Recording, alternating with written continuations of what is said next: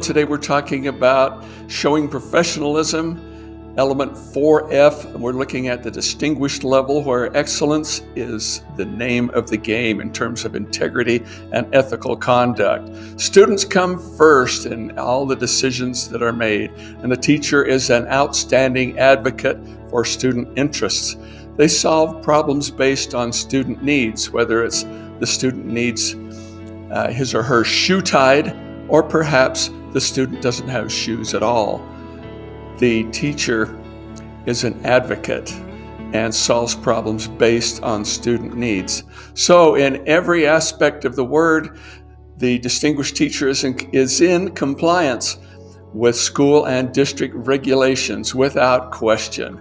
They are model employees that every principal would want to have on their staff. Today we're talking about showing professionalism, element 4F at the proficient level.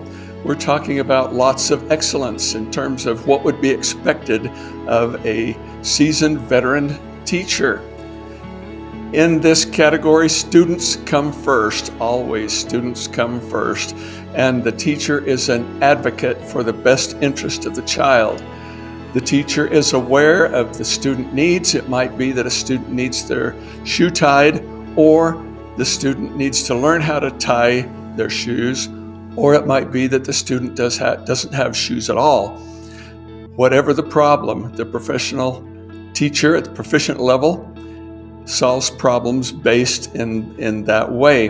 They are in compliance with school and district regulation. Today we're talking about showing professionalism, element 4F. We're looking at the basic level.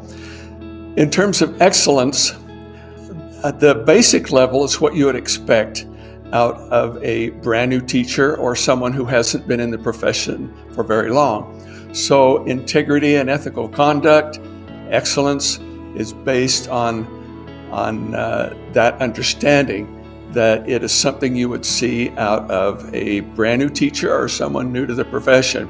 Students come first. Mostly students come first in a general sense, but they're still trying to find their way at this level. An advocate for the student's best interest, yes, to a certain degree, but they're still growing in this area, so that's not fully developed. In terms of student needs, is it a question that the student needs shoes tied, or is it the student needs to learn how to tie shoes, or is it the student doesn't have shoes at all? To a lot of these questions, the new teacher doesn't have all the answers yet, but they are learning and growing, and they're certainly not at the proficient level of a veteran teacher or the distinguished level that's the master that's taught for a long time.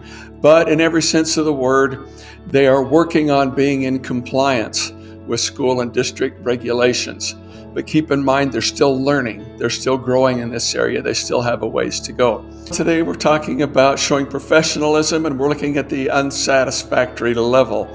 Excellence is just not the name of the game. It's obvious that the teacher is struggling.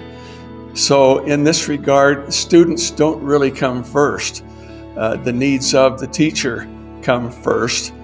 They're in survival mode, trying to get through the day.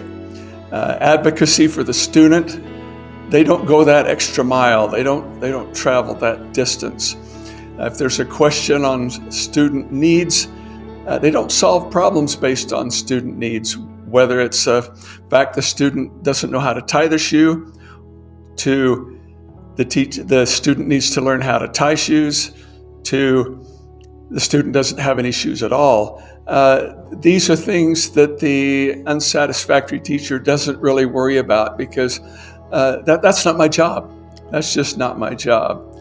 As far as being in compliance, they travel right, sometimes right on the bare minimum, and if they're in the unsatisfactory level, there's some definite problems with being in compliance with school and district regulations.